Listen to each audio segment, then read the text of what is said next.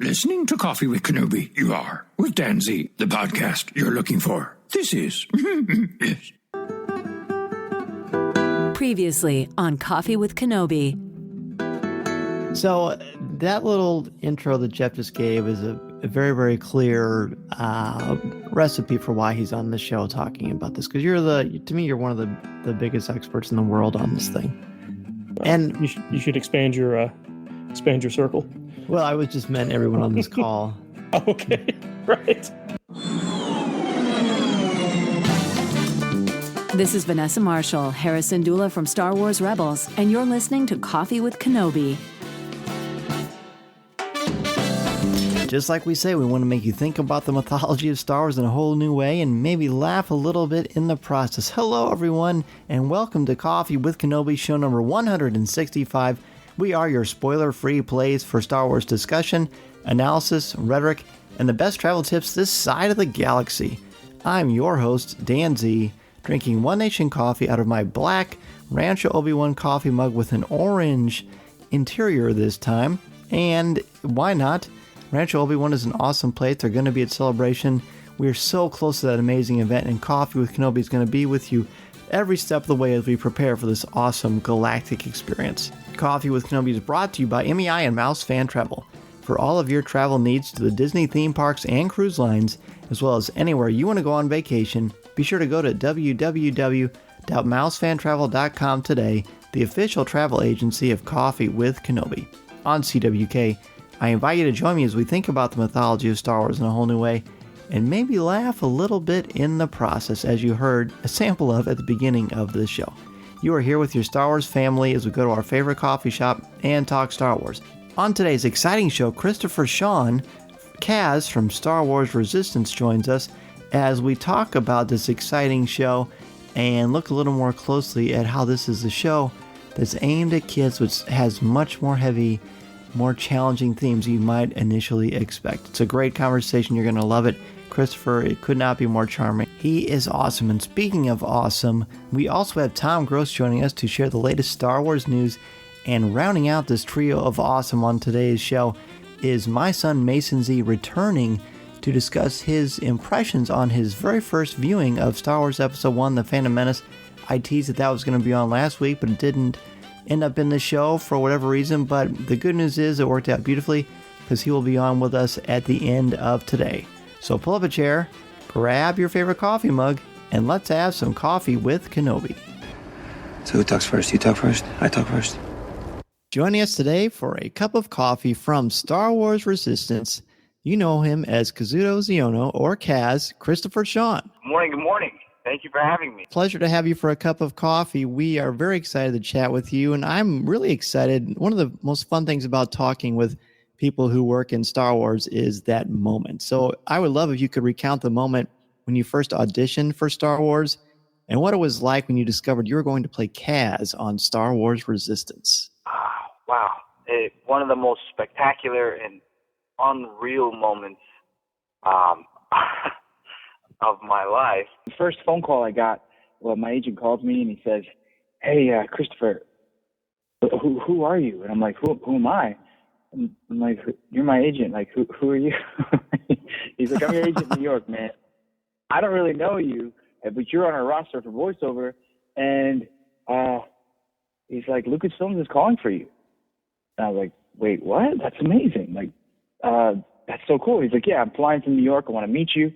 And so we go and we have lunch and start talking about the opportunity. And I'm like, this is absolutely unreal because I'm a nobody.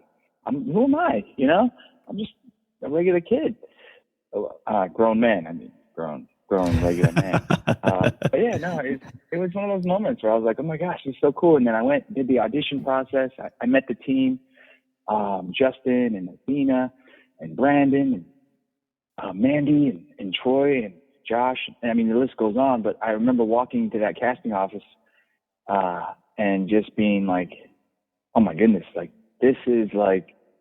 This is like the upper echelon. This is the creme de la creme. So I was like, oh man, it would be so cool if I booked it. And yeah, all my agents called, and my manager. And when you get that conference call, it's like you know something good news is coming. And they're like, you booked the lead role of the new Star Wars Resistance. You're going to be Kaz. Like, what? That's so cool. And I think it's cool for Star Wars fans to hear that too, because we know, and you know, this is something that you do for a living, but it's also something that you're passionate about. And I think that comes through in your performance for sure. What are these recording sessions like for you and the cast? It's a great question, because, you know, you hear the voice and we're only a small part of it, to be honest. Like, we get in there and we do our job, but the production team, all of the supervising coordinator, all the people who work on it, the art, the style, the movement, it's a small team of people that put together the show at a very, very high pace. And I just want to give a quick kudos and shout out to them, because they are amazing. The people behind the camera, because I guess we're kind of in front of the camera, or the microphone, I guess you'd say. But yeah, I mean, it's great because you get in the room and they're looking for chemistry. They're looking for, you know, I could say the line a million different ways. You know, what are you talking about?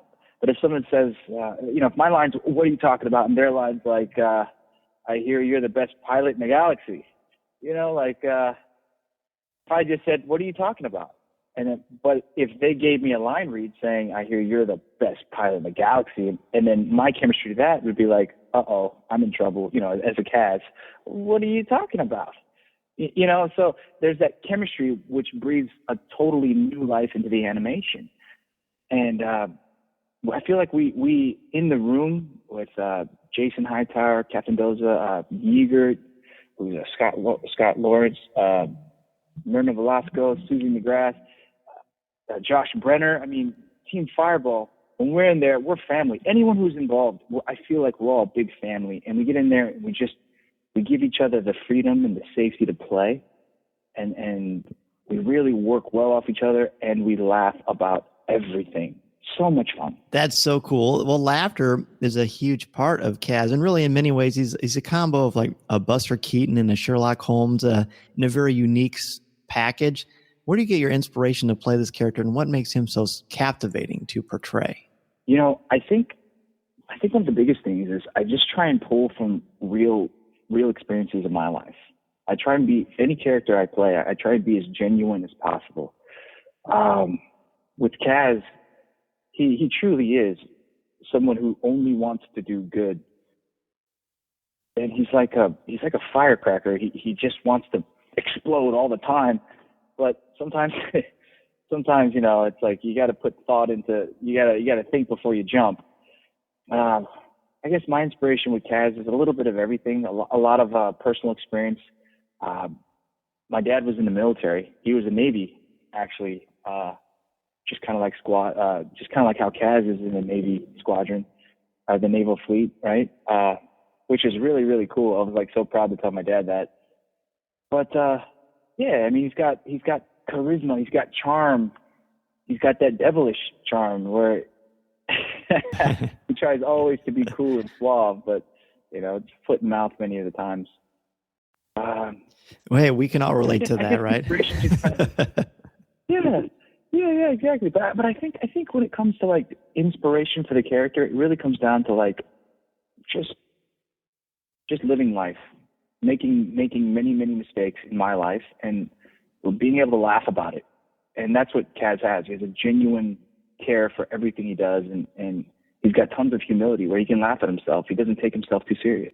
Right, which is a great metaphor, really, for many people watching. I mean, it's a really awesome thing. Well, the great thing also about Star Wars Resistance is that every single week, the show gets more and more involved and complex. It evolves just like Kaz as a character evolves. Both the show and your character get just a little more serious and involved as we progress.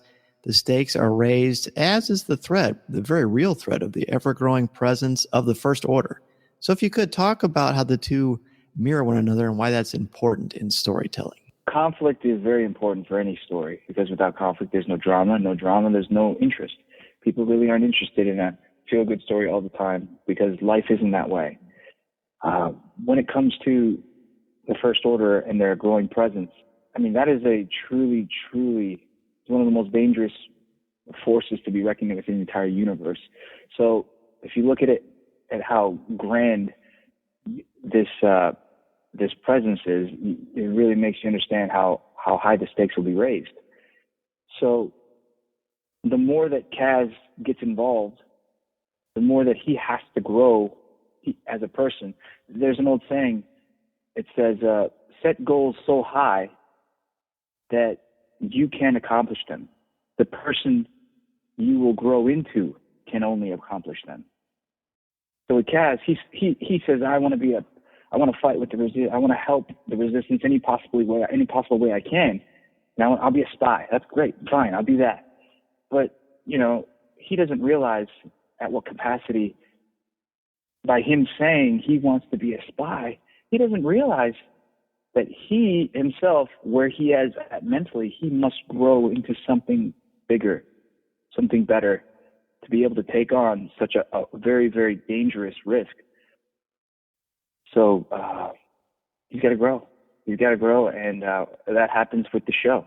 As we see the ever-growing presence of the First Order, Kaz, just to be able to battle that in his own way, he must grow himself. Let's go ahead and take our first break, and when we return, we will come to part 2 of our conversation with Christopher Sean. This is Coffee with Kenobi. This is Coffee with Kenobi.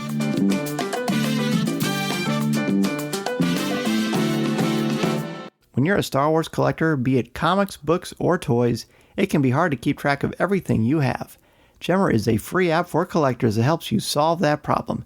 You can join their Star Wars community, easily catalog your collection, and show off all your amazing stuff to a community of fellow fans. Just search for Gemmer, that's Gemr, in the App and Play Store now, and check it out. I want to go ahead and thank our amazing CWK Patreon contributors, without whom this show would not be possible. Rebecca Raven, Dennis Keithley, Terry Lee, Ben Elkington, Melinda Wolf, Aaron Harris, Chris Kavarka, Angela Sauce, Mediocre Jedi, Jim Capron, Yancey Evans, Caroline Maselli, Tim Bungeroth, Chris Metz, LJ Souter, Thea Selby, Jeff Ellis, Daz Davies, Christian Dale, Jason Hall, Brian McKinney, Connie Shee, Jared Cantor, BJ Smith, Eric Struthers, Nick Tico, and Mark Suter. CWK Patreon contributors have access to CWK Pour-Over, which is a weekly podcast not heard anywhere else, hosted by myself, Tom Gross, and Corey Club, where we look at the latest in popular culture, Star Wars, comic books, movies, the Super Bowl, sports, all kinds of stuff, things going on in our lives, behind the scenes things of Coffee with Kenobi. We have an absolute blast. There are Sunday shows that come out. They're about a half hour long. And we've got almost 50 now in the back catalog, so you have access to every single one of those. They are a complete treat for us to record and to share with you. Here is a clip from a recent show. And, you guys know, as well as just about anybody does, I love the teasers. I love trailers. And I will not hold back from watching one ahead of time, because I love that anticipation that they build in me. And I love the fact that they, especially with these last films, they try, they're tricking me, but I'm getting, and I'm building it up. But you know what? You're right. It's December. This is February. I'm fine. I'm going to make it. Yeah. I can wait. One day at a time. That's right. And I think we all can. And if it's doing anything for us as a fandom, it's just building our excitement.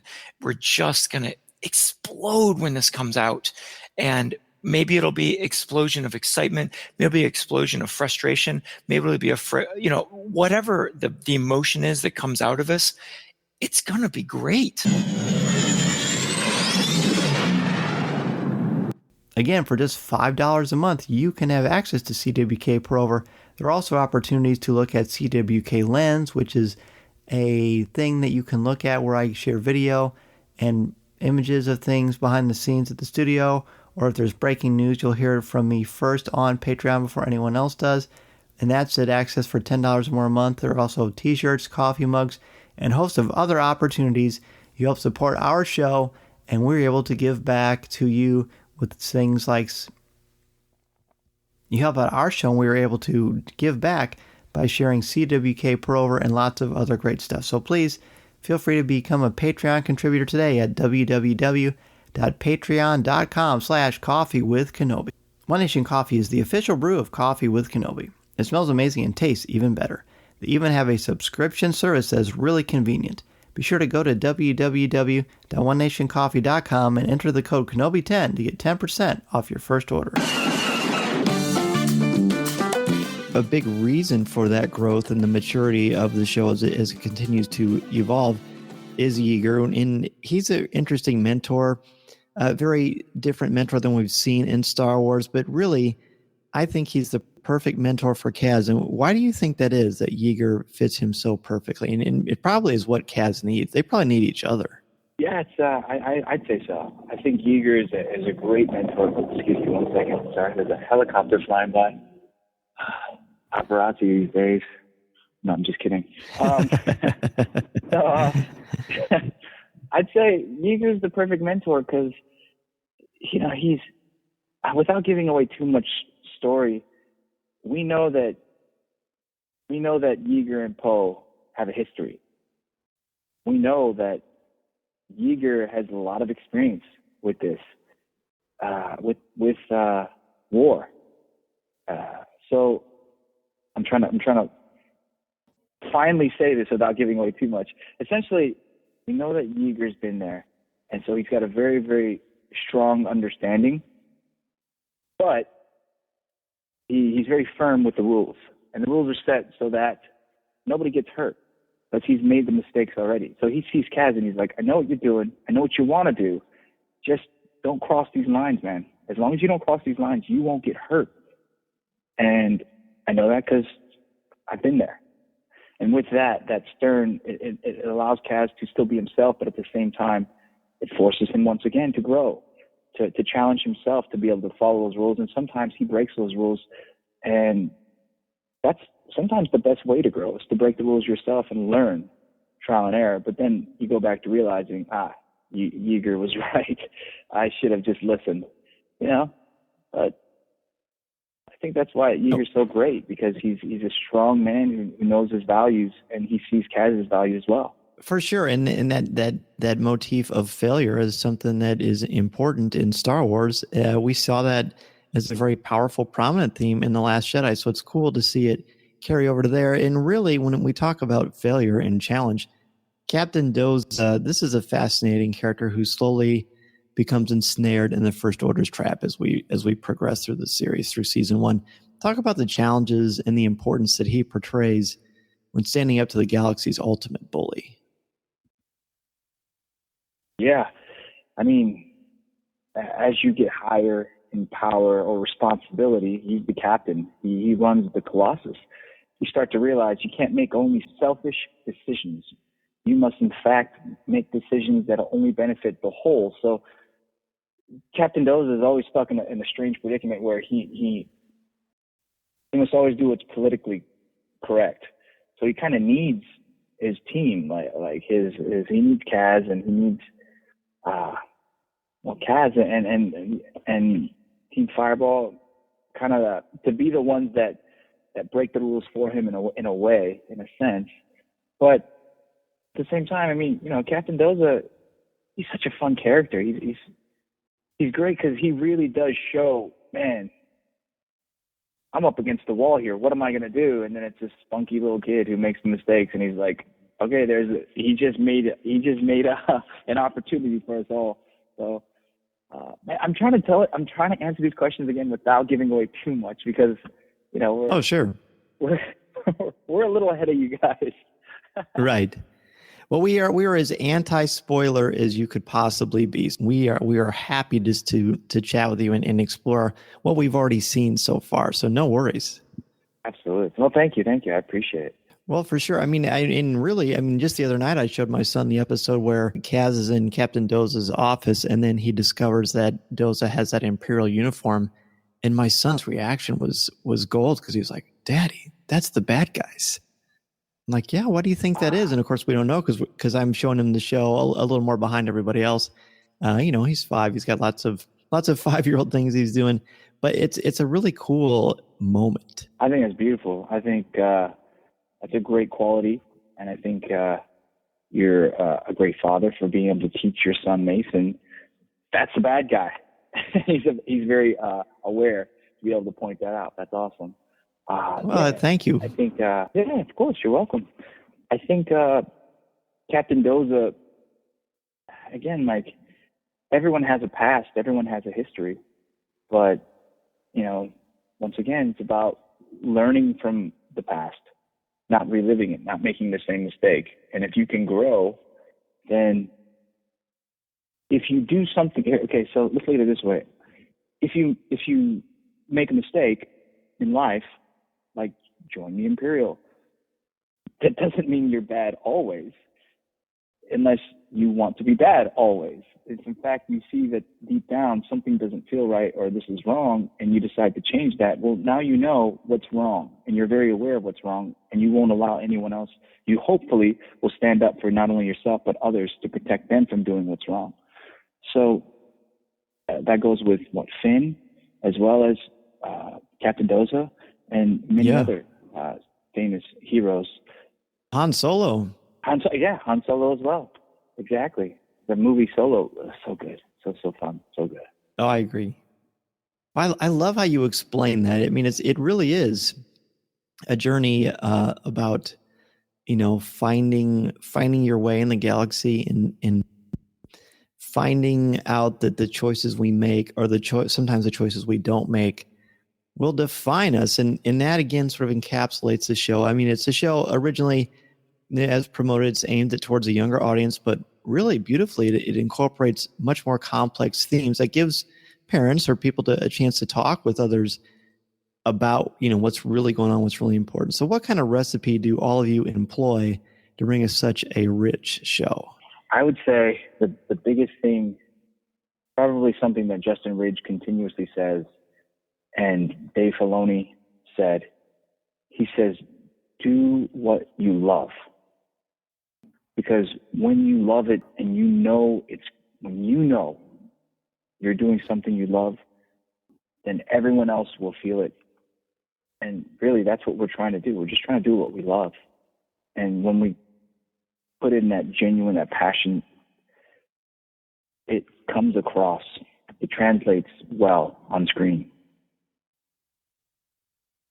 Oh, absolutely. And as an educator, I know that the way to enrapture my students or to hopefully, get them to, appreciate what I'm trying to do for them, you have to make it entertaining and you have to be able to educate them and show them what's really important. I think Resistance does that beautifully.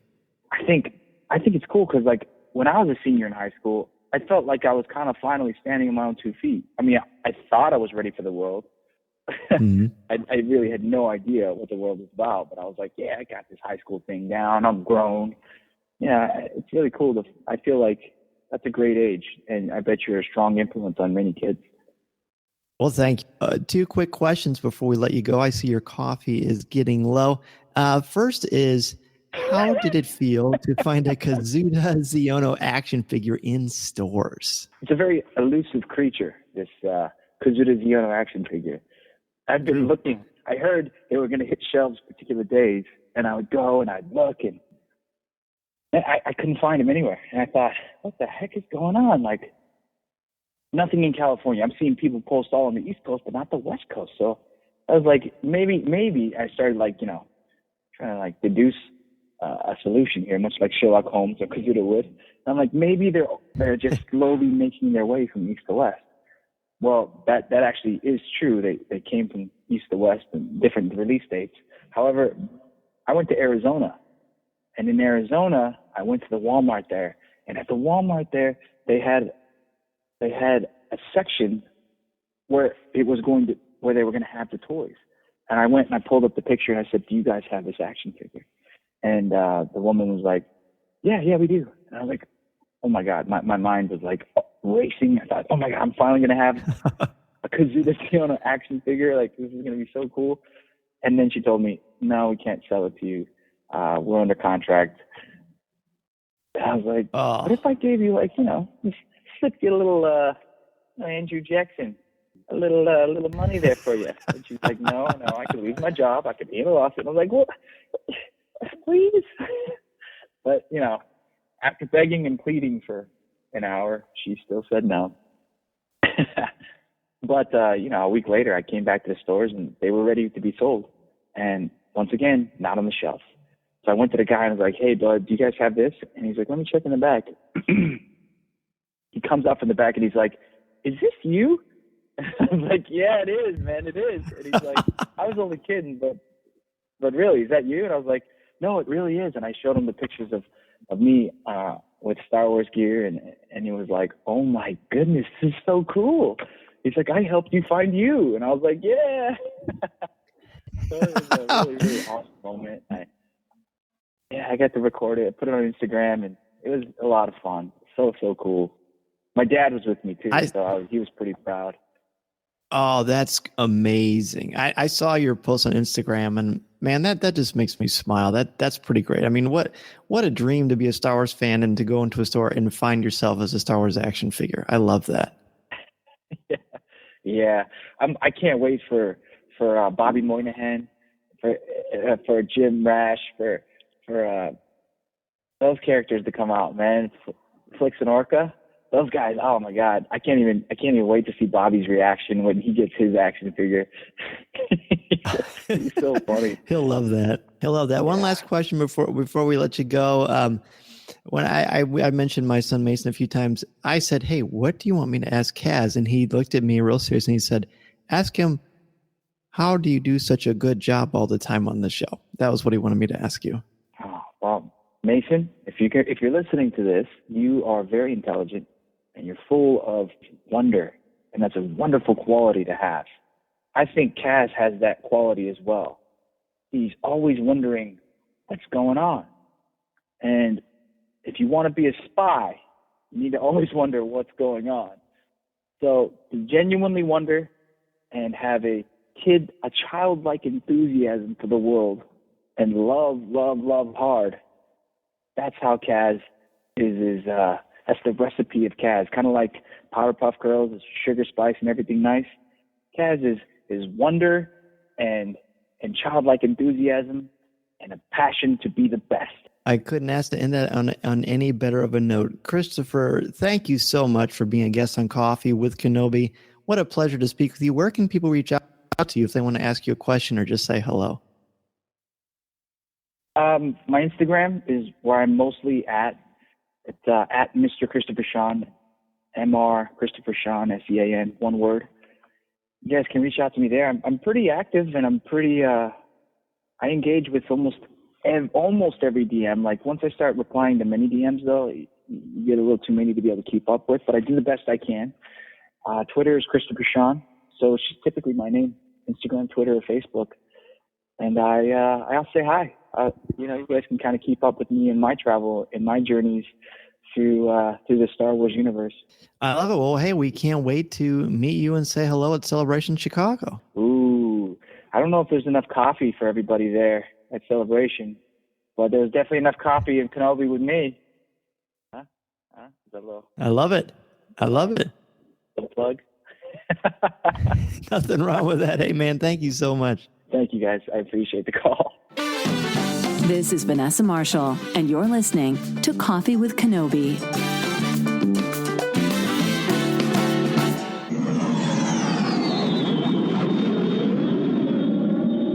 For most of us, enjoying Star Wars isn't a hobby. It's a lifestyle. If you're a Star Wars fan, there's a good chance you're also a collector, be it toys, books, or comics, even clothes. But how do you keep up with all the announcements and make sure that you get the things that you want? How do you keep track of what you have? And how do you show off your awesome collection to people who are as passionate as you? That's where Gemmer comes in. It's the best app for organizing and displaying your collections, connecting with other Star Wars fans, and discussing all things happening a long time ago in a galaxy far, far away. Download the app for free by searching for Gemmer, that's Gemr, in the App Store or the Play Store, and join their Star Wars Club today.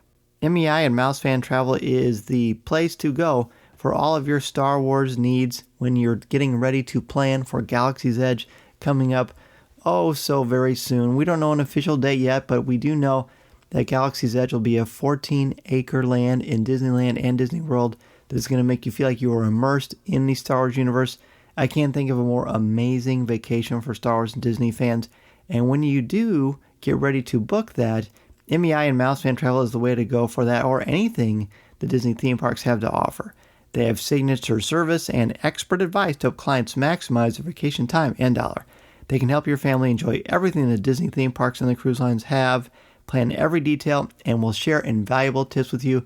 I know I've learned a lot from them, and I just love talking to them because they're so energetic and enthusiastic, and they know their stuff. Be sure to go to www.mousefantravel.com today and let them know Coffee with Kenobi sent you. We're back, and it is time to jump into the latest Star Wars news, and as usual, Lucasfilm and Disney have given us plenty to dissect. So Tom, what do you have for us this week? Well, Star Wars Celebration announced on StarWars.com that the Emperor himself will be in Chicago to oversee the events of Celebration, as the charming and witty Ian McDiarmid will be on hand to greet fans. Now, joining McDiarmid will be Brian Herring, who is half of the team that makes BB-8 come to life. He also does other creature and character puppeteering work on the sequel trilogy of films. The voice actor who brought us Jabba the Hutt's silly but vicious jester, Salicious B. Crumb, and other various Stormtrooper and alien voices, Mark Dodson, rounds out this week's trio of announcements. Autographed tickets can now be purchased on StarWarsCelebration.com. So this is great for a ton of reasons. One of them, and of course, Ian McDiarmid. I mean, I've never gotten a chance to actually meet him. He walked by me at Celebration Orlando, and it's just like, wow, there he is. And he's just got a very charming way about him. But of course, on screen, he's just a fantastic actor. There was actually a great PBS documentary, not documentary, but an adaptation of Charles Dickens's book Great Expectations, and he is the he plays one of the guys who runs the bank that helps. Is that right? And it's so he's just fantastic. He plays a good dangerous bad guy. He's brilliant. But I digress. The thing that's exciting about this is that Mark Dodson's going to be there. And longtime listeners of Coffee with Kenobi know that in the first few months of our show, or 5.5 years ago, we had James Howell interview Mark Dodson for us, and he talked to him for like 45 minutes. And just the two of them talking. It's one of the few, I think it's the only Coffee with Kenobi that I'm not on.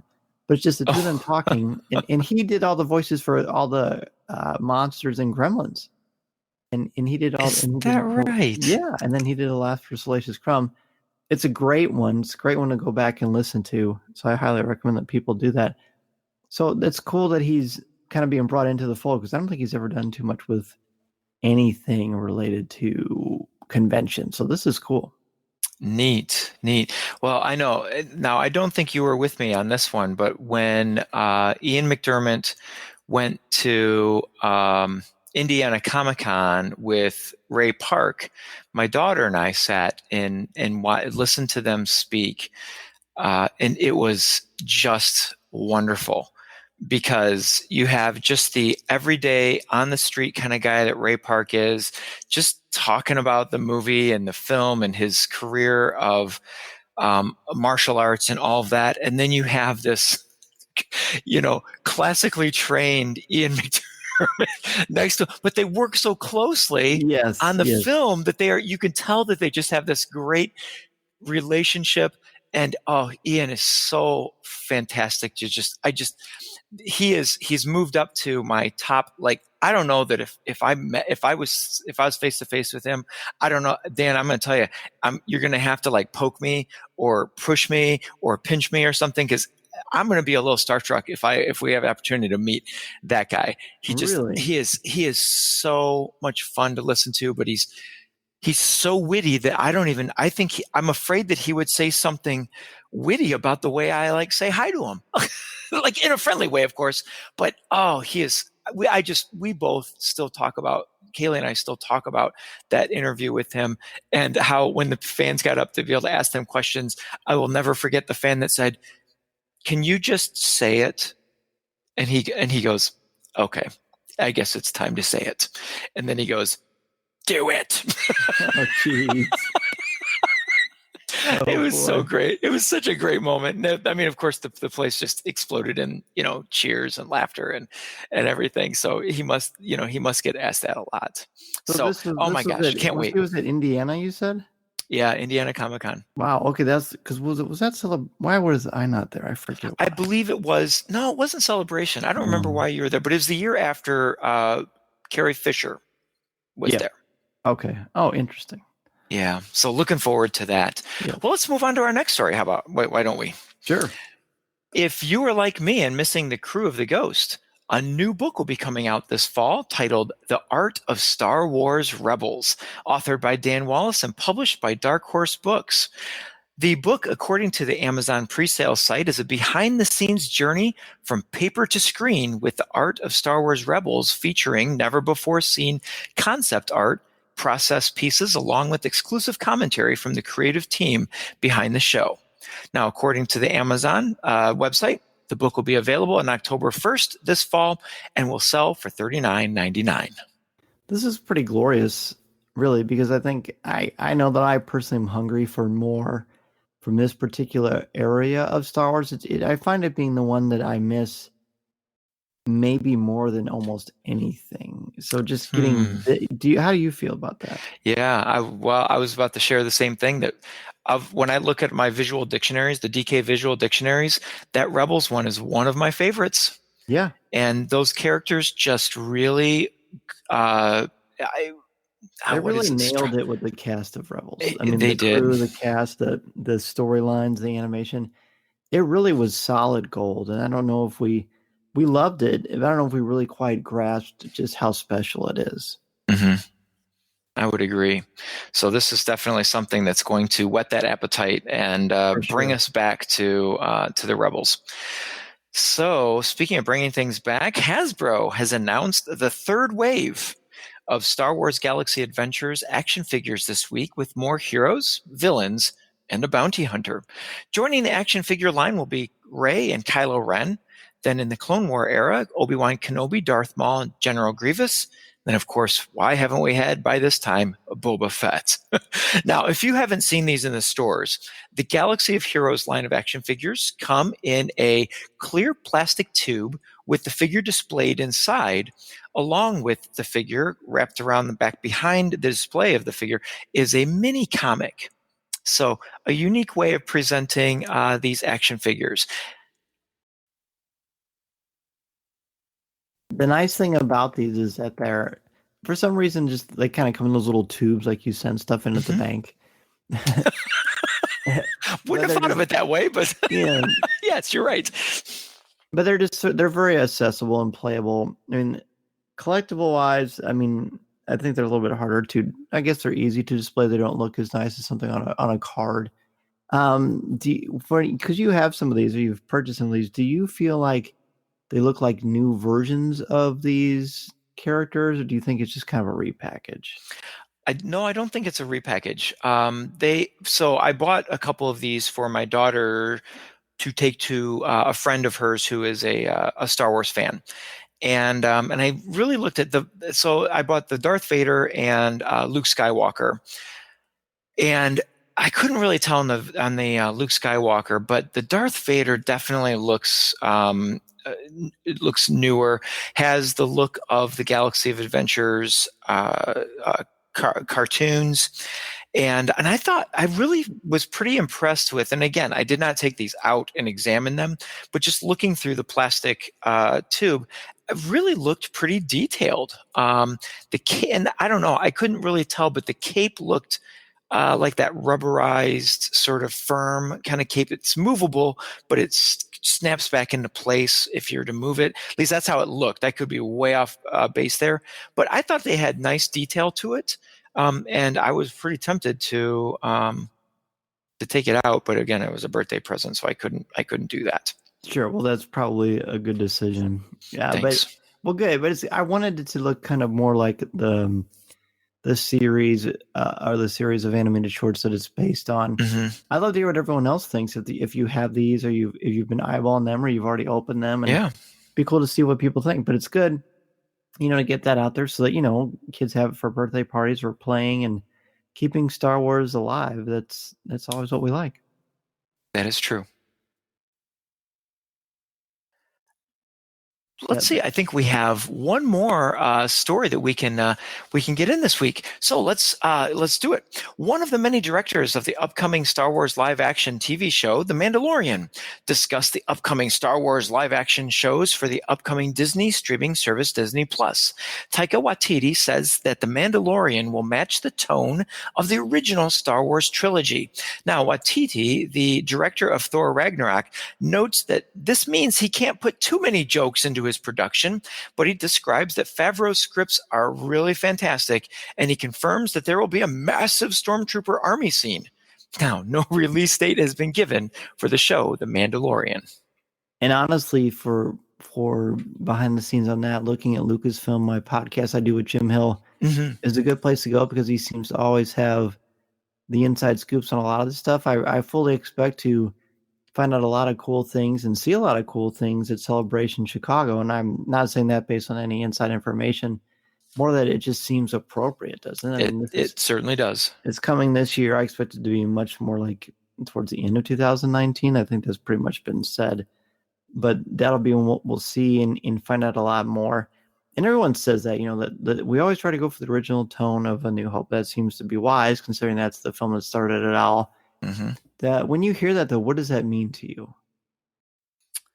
Boy, that's a great question. I don't know. Wow. Well, yeah. Tell me what it means to you. It's just kind of a flavor, a flair, a zest for creating a wide-ranging fictional world that has some serious cost and adventure, but also a lot of fun and excitement. And it takes what's going on seriously, but it doesn't take itself very seriously. Han Solo being, a great example of that, or little funny things that R2 might do, or C-3PO might say, even in spite of himself. So it's got that grandiose, serialized feel, but it's also knows how to have fun. Which to me already makes it a little bit lighter than what I kind of expected The Mandalorian to be like. Right. I guess when my initial thought when you asked me that question was a simplicity to it. Not too many subplots, not too many, but just a story that needed to be told and has a depth to it, but a simplistic story that doesn't go too far beyond itself. Does that make sense? No, it makes great sense, and it resonates. So, well, good. This is chock full as always. Thank you so much, Tom. Of course, my pleasure. So we will take another break. When we come back, the moment I've been excited to share with you all for a long time now, Mason Z, my son, will be here to share his thoughts on his first ever showing, or viewing, I guess I should say, of Episode 1, The Phantom Menace. This is Coffee with Kenobi.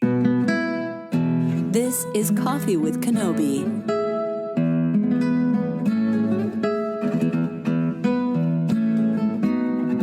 Finding a place where you can be as passionate as we are about Star Wars can be tricky, but there's an app called Gemmer that was built just for collectors and fans to come together and hang out.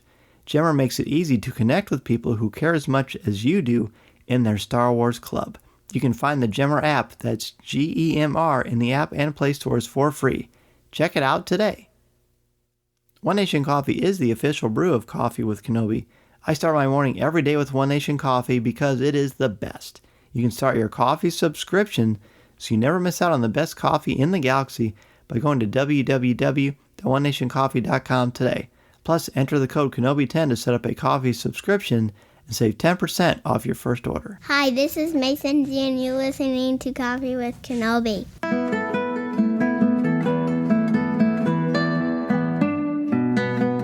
We are back, and we have a very special treat for our Coffee with Kenobi listeners, as is our tradition in the Zaire household. When we see a brand new Star Wars film, we get on the show and we talk about it. So please join me in welcoming returning guest, Mason Z. Mason, how's it going? Good. Mason is here with us today because we just watched a brand new Star Wars movie, didn't we, Mason? Yes, we did. What did you watch? The Phantom Menace. The Phantom Menace. So now Mason has seen Star Wars A New Hope, The Empire Strikes Back, Return of the Jedi, and now he's seen Star Wars Episode 1, The Phantom Menace. And Mason, what did you think? I think it was cool. You did? Yeah. What did you like about it? I like that Darth Maul was so surprised that Obi-Wan was so good, and then he didn't even notice they was trying to get him. Oh, you're talking about the end with the big epic battle on Naboo, right? Mm-hmm. So let's go. Let's start at the beginning of the movie. When it first started, there was no Luke Skywalker or Han Solo or Princess Leia. What did you think? I thought it was cool. Were you wondering why they weren't in it? No, How come? because I knew it was a different Star Wars movie. True, yeah, it takes place way before Star Wars and The Empire Strikes Back and Return of the Jedi. Yeah, and A New Hope. Exactly. So when the movie starts, we first meet Obi-Wan Kenobi and Qui-Gon Jinn, and you get to see them as Jedi Knights for the first time, and they're blocking different laser blasts and things with lightsabers. What do you think about all that? It was really cool. What surprised you about that part? I think it surprised me that since those droids had force fields, they still got them. Yeah, and then the Jedi showed a lot of superpowers that you didn't even know people with the Force could do. What did you see that was new? I saw that Qui-Gon could jump from really low to really high, and Obi-Wan too. And what about how fast they were? Really fast. And they jumped around and they blocked stuff, and they were pretty good with lightsabers. Yeah, they were. Okay, so then we go and we meet the Queen Amidala. What'd you think of her? I like that she wasn't the queen and Padme was, though. Oh, they pulled a little trick, didn't they? Mm-hmm. Why did they do that? Because those guys that they were talking to was good guys. And it worked pretty well, didn't it? Yeah, it did. They didn't know it all when they saw the pretend queen. That's exactly right. I remember in the theater being surprised, and I think you were too. Mm-hmm. So then we haven't talked. There's someone pretty special that we haven't talked about from Star Wars Episode 1, The Phantom Menace, and his name is Jar Jar Binks. He's funny. Did you like him? Yeah, he's really funny. Tell me what you liked about him. I like that when they were eating, I liked he stuck his tongue out to get an apple, and Qui-Gon got his tongue, and he's like, stop that. That was funny. What else does Jar Jar do that's pretty hilarious?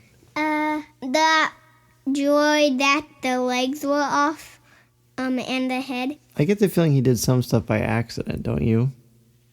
Like what? Like when he was jumping around, got tangled up in those wires, and he didn't even mean to move that battle droid around, but he couldn't help himself because he was so silly. Yeah, he was. Which is pretty neat. Now, Anakin, you finally got to meet Anakin in the movie. Of course, you know about him, and you saw him in books and stuff. But what do you think of little Anakin Skywalker? I think he was cool.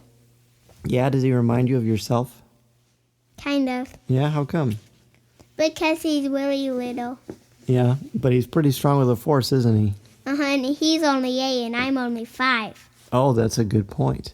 So the first time you really got to see Anakin use the Force, probably in the pod race. What do you think of the pod race? I think it was cool because that blew up, got off of Anakin's and landed on Saboba's. And Anakin's a really good pilot. In fact, they said that only a human with Jedi reflexes could fly in the pod races. Do you think you want to be a pod racer? Yeah. You think you could handle it okay? Yeah. How come? I think because, I just don't know. Because of Mario Kart? Yes. You know, there used to be an Episode 1 pod racer video game. They did? Yeah, and you could race. Wow. So then we had the biggest, probably the most exciting part in the movie is when Qui-Gon Jinn and Obi-Wan Kenobi face off against Darth Maul.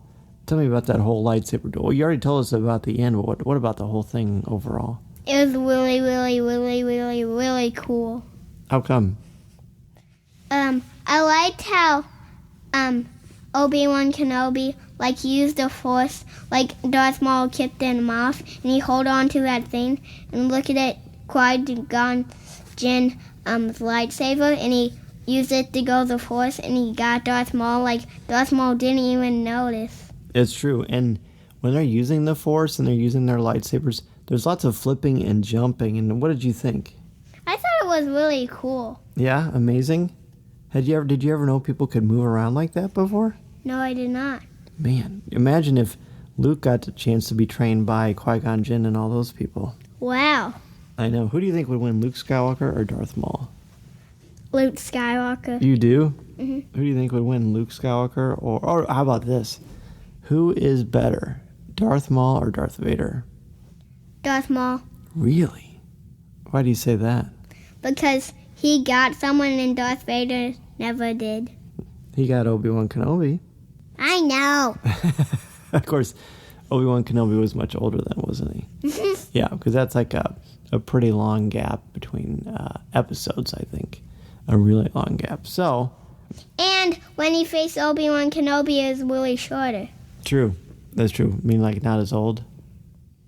No, like, it was shorter how they fight, like, you know how long it is when they fight? Yeah. That's how it's shorter than that when they fight in The New Hope. Oh, that's very true. Yeah, very true. And A New Hope is they don't jump around as much. Why do you think that is, that they don't jump around as much? Like, there's not that much stuff to do. Oh, yeah, and plus Obi-Wan is older. Yeah. And Anakin is basically half robot because he's Darth Vader. Yeah, he kind of is. Yeah, very good. Was there anything else you want to say about the Phantom Menace? No. Is it true? I heard that this is your brand new favorite Star Wars movie. Is that true? Yes. Really? Could you rank them all best to... They're all good, of course, but which one is your favorite? Rank them all. I like Phantom Menace, The New Hope. Actually, no, Phantom Menace, Return of the Jedi. A New Hope? Yeah, and then Empire Strikes Back. Really? Wow.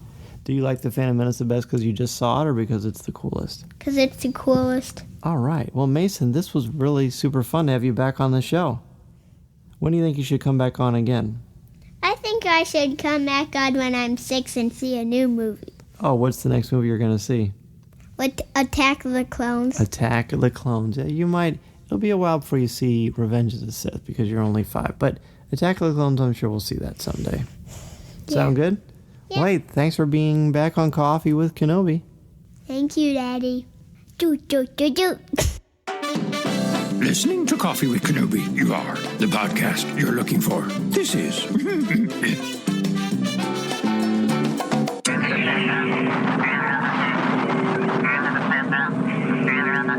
Before we get to email, I want to thank our CWK sponsors, One Nation Coffee and Mouse Fan Travel. Be sure to support them the way they support our podcast, and remember to listen to new and archive shows of Coffee with Kenobi wherever you listen to podcasts, including Apple Podcasts, Podcast Addict, Stitcher, Spreaker, Overcast, Blog Talk Radio, Player FM, or our website, www.coffeewithkenobi.com, or wherever you enjoy listening to your favorite shows.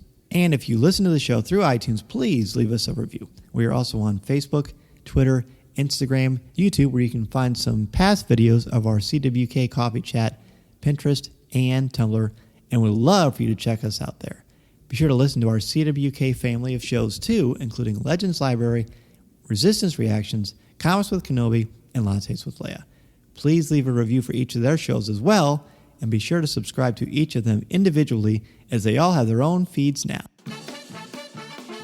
In addition to the places I just mentioned for Coffee with Kenobi, you can find me twice a month on the podcast Looking at Lucasfilm, part of the Jim Hill Media Network, as well as on Twitter at Mr. Zer, MRZEHR, and you can find my writing on CWK's website, as well as StarWars.com, where I'm an official blogger there, and on IGN, where I contribute articles on Star Wars, as well as other popular culture topics. Don't forget to check out www.patreon.com/coffeewithkenobi to help support the show, as well as get access to CWK Pour Over, which is our podcast, our weekly podcast, not heard anywhere else.